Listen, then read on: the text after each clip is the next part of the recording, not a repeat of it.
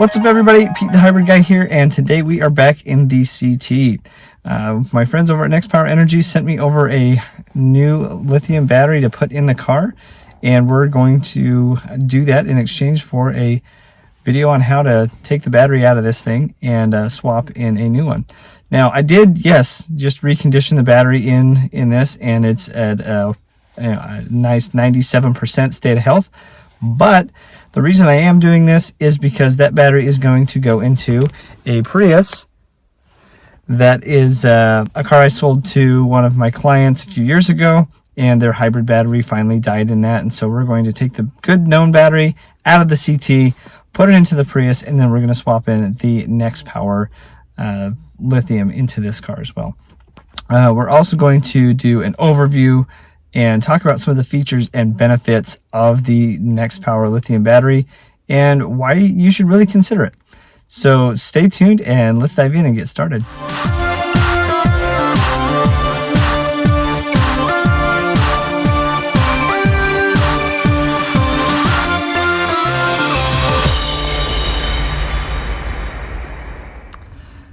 All right, let's dive in and get this interior out.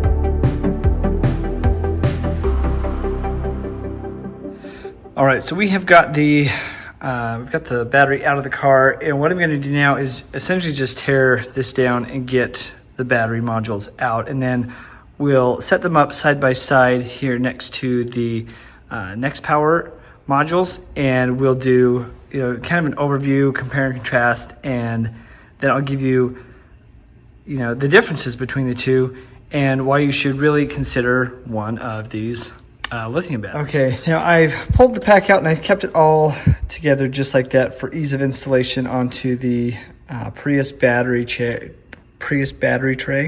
So I'll just be swapping. I'll be swapping that into the Prius battery tray here in a minute. The whole point of this particular section in this video, and a big point of this video, is to give you more in-depth detail on why this is a superior battery over this. And there are a lot of people out there that have had a lot of good results with reconditioned nickel, and this one is a good one, and that's why I'm putting it in a customer's cars, because I know it's good and I know it's going to give them some life out of it. I'm not saying nickel isn't a viable option, but what I am saying is there are some advantages of going to lithium, and that's what I want to cover with you today. As you saw in one of the previous clips, I really struggled to get this out of the car. I'm not a big guy. I'm 5'7", I'm 155 pounds wet, and having about almost 90 pounds of nickel versus about 45 pounds of lithium makes a huge difference in just moving these batteries around. So the weight savings, on average is about half of what you're going to find in a nickel pack. right? For the Nexpower. Something that a lot of people, I hear there's a lot of hubbub, a lot of buzz on the internet about enhanced power and improved fuel economy, and that is a thing. The instant power, the instant torque that you get, or the instant available power that you get out of the Nexpower modules is really superior to a nickel pack in every way. We've got a peak power of 260 amps and compared to the peak power of 150 amps here in the nickel pack. And what this does is it really helps the Nexpower battery helps tell the onboard computers to favor electricity over using gas, and that's what helps increase the fuel economy. Now, the drop-off curve, or the point where this nickel battery starts to deplete, Nexpower holds steady. So if you're going up a hill, if you're passing somebody, and you've already been accelerating very heavily, the nickel pack can get depleted a lot quicker and not provide the needed power on demand that the Nexpower battery will offer, because it has better energy density. And that is one reason that Toyota actually put a buck converter, or a boost converter, into the Prius, is to help with battery depletion, because at the time there were not the advancements in battery technology in Toyota's eyes to put something like lithium in there to overcome that. So that's why we have that boost converter to help with the nickel packs when they start to get depleted. Another real big thing is the safety in the safety factor. So this is, Nexpower is a proven and safe and tested with safety. It's been rigorously extreme tested in different conditions around the world. That's extreme heat, that's extreme cold. And if you want to see some of those stress tests, you can look up Dr. Prius on YouTube and see some of those stress tests. Now, I want to really take a moment here and specifically talk about the perforated top here. This battery is a version 2. And version 2, some of the people did complain initially that in cold weather, the lithium had a hard time working properly. And that was due to the design, the version 1 design. And with version 2, the temperature probes go down inside the battery like they do on the OE style, and that improved cold weather performance. So this battery now functions much better than it used to. And that is just something that we're going to continue to get from Nexpower, is these improvements over time. Now, another thing I want to talk about is in regarding to hybrids and this whole green revolution and eco-friendliness. Nexpower offers a toxic-free solution. And what I mean by that is it's an environmentally conscious, toxic-free alternative. There are hazardous chemicals in both these batteries, but more specifically in the nickel battery, and that is KOH, which is electrolyte. It's acid, right? You get that on your skin, it will burn you instantly, right? And if that leaks out, it's corrosive, it corrodes things. These do not do that. We have no liquid electrolyte in these batteries, and that is a really awesome solution. That also means there's no off-gassing. As you can see, there are vent tubes here, right?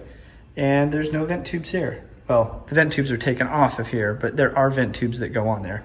But there's no vent tubes, and they aren't needed because there's no off-gassing. So it is a safer, more eco-friendly solution. It is also a simplified design. As you can see, I have bus bars on the front and on the back of this, and I only have a set of bus bars on the front. I do have the special blade back there, which is for the main disconnect.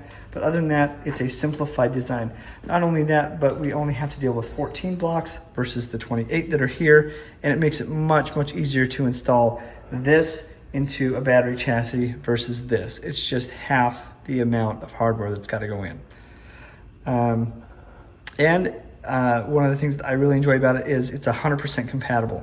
So if you know how to work with this, you know how to work with this. It's really not difficult. Nexpower, as you can see, has put their positive and negative markings on there, just like the Toyota ones have.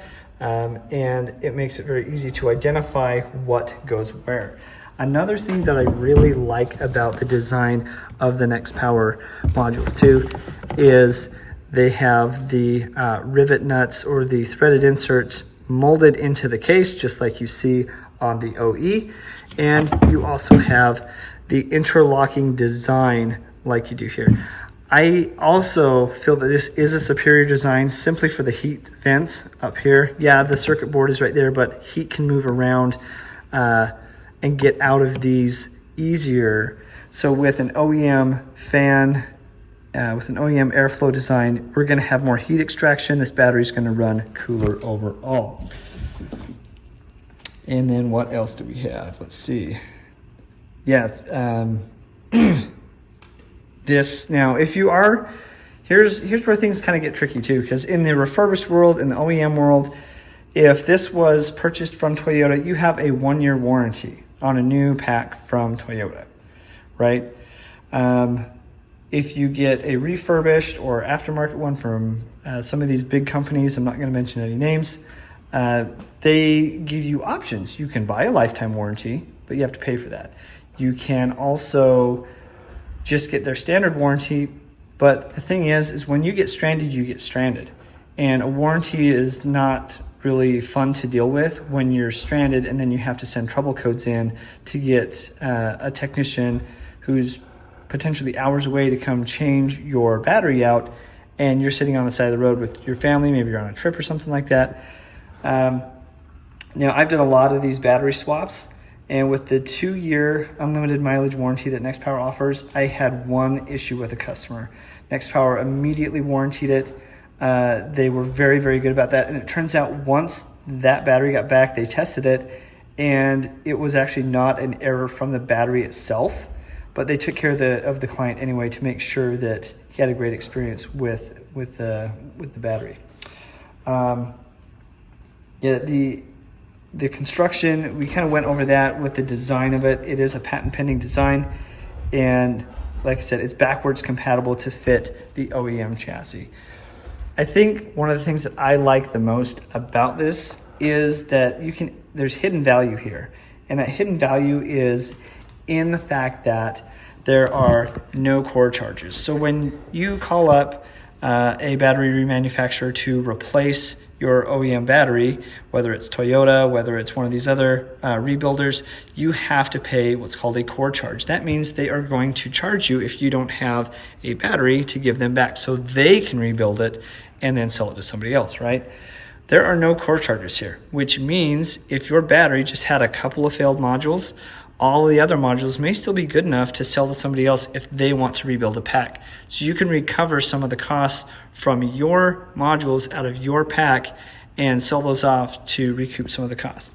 Yeah, the Nexpower battery is a bit more expensive, but realistically, with all the advantages that you get, it is a no-brainer to me. I recently was on an anniversary trip with my wife, and we spent a lot of time in our Prius driving through the redwoods in California. And there are a lot of hills there, but when we came home, there's one hill that we have to go that's 7 miles directly up as an incline. And I've done that drive through Oregon many times. I've done it with nickel packs, and I have done it with lithium packs. And I can tell you that about 2 miles in, my lithium pack or my nickel pack just tapers off. I have to, I can feel the car hitting on the buck converter to try to stay up to speed. But with this, it never drops. It never wavers. It never fails. It stays consistent. It stays steady. And that is what I abso-freaking-lutely love about this thing. So I hope that really answers a lot of questions. Of course, if you have more questions, I'm happy to answer those for you in an offline conversation. You can always find me on Twitter. You can always leave a comment on the video as well, and I'd be happy to reach out to you about that. So what I've got to do now is I've got to get this battery into that chassis, and I've got to get that battery into the Prius chassis that's sitting down here. So I'm going to get all of that swapped over. we'll get this battery back into the CT, and then I'm going to show you some really cool stuff once it is all fired up and ready to go. So hang tight and we'll be back in just a bit. I thought it was appropriate to show you what I mean by corrosion, and this is a perfect example of corrosion. You don't get that on Nexcell, or well, the Nexpower batteries, right? We're not going to have this corrosion. We're not going to have this causing error codes or faults or anything like that. Now, for my customer, I'm giving them non-corroded bus bars, non-corroded nuts, so they're going to have a nice, really good connection on there.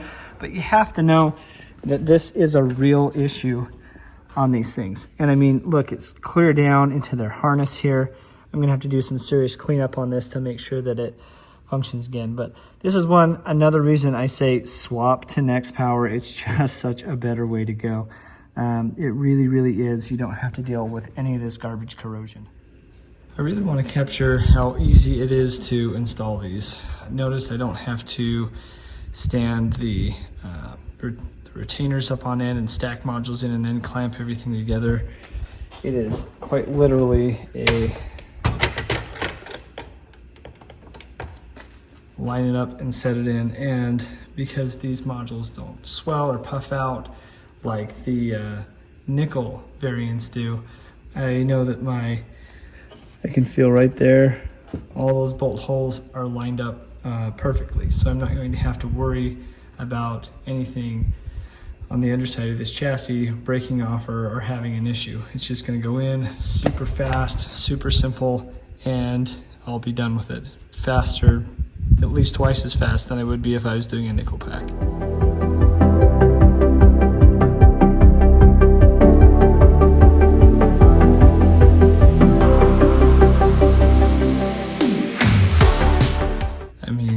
Is probably the fastest and easiest. I do have to put on the end cap, but that's going to go right on. All this lays in there nice and simple, and then it's a matter of just putting all the hardware back in and putting this thing in the car. We've got a fully assembled battery.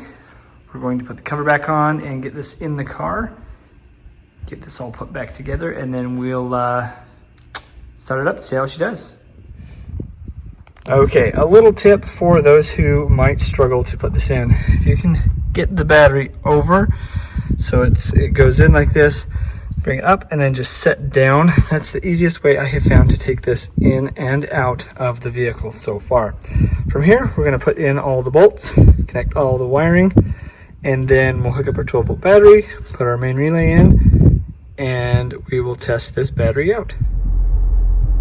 Okay, we've got everything in, turned on and going. We've got Dr. Prius running on. I've got a separate video for this head unit and all that is involved with it, but we booted up. We had an initial 60% state of charge, and it looks like everything is working perfectly as to be expected from Nexpower. I will do a EV mode test to see how long we can drive in EV mode, and I'll also do an acceleration test and get some other data on that as well. So far, this looks like a complete win.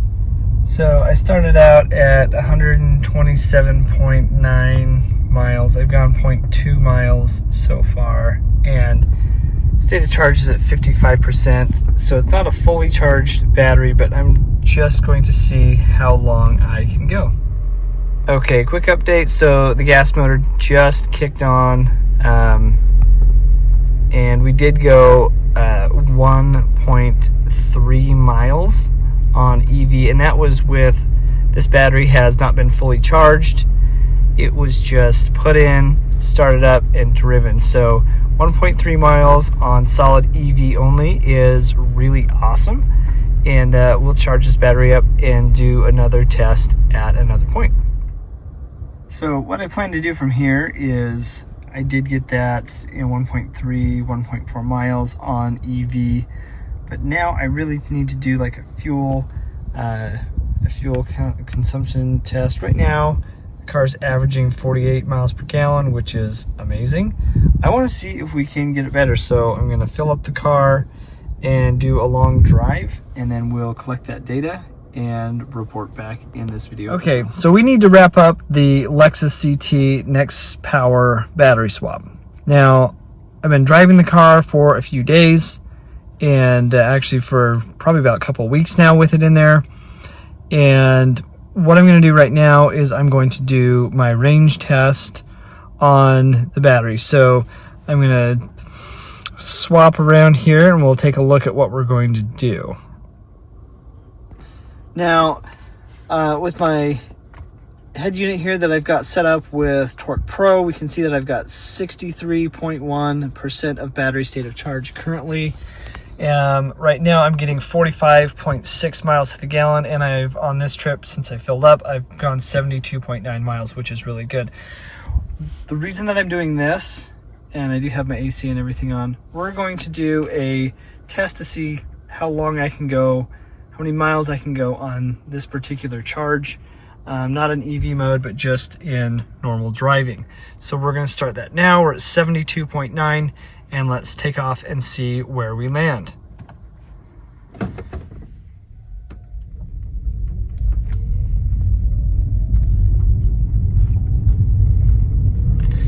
Now, in a separate video, I will be going over my eBay special Android unit here that I've got set up with Torque Pro. I think it's really beneficial for a lot of different things, including just looking at your data pits. If you have, you know, different engine troubles or battery troubles, you can get all that data. But right now, we're just looking to really see how far we can go on EV mode only with the Nexpower battery. So we're just trucking down the country road here. Let's see where we end up.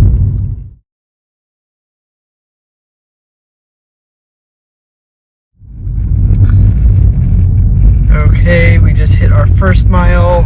We're still at 52% SOC, so we're going to keep going and see how long we can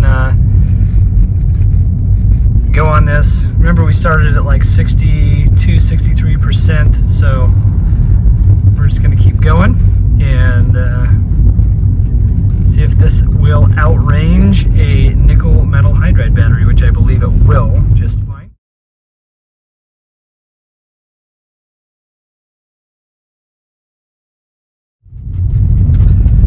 Just hit 2 miles right there on EV only, and we'll just go till we're at 44% battery SOC. So we'll just go, you know, the gas motor is going to kick on right at about 40% battery SOC. We're just going to drive up this road here. We'll see what our total mileage is going to be.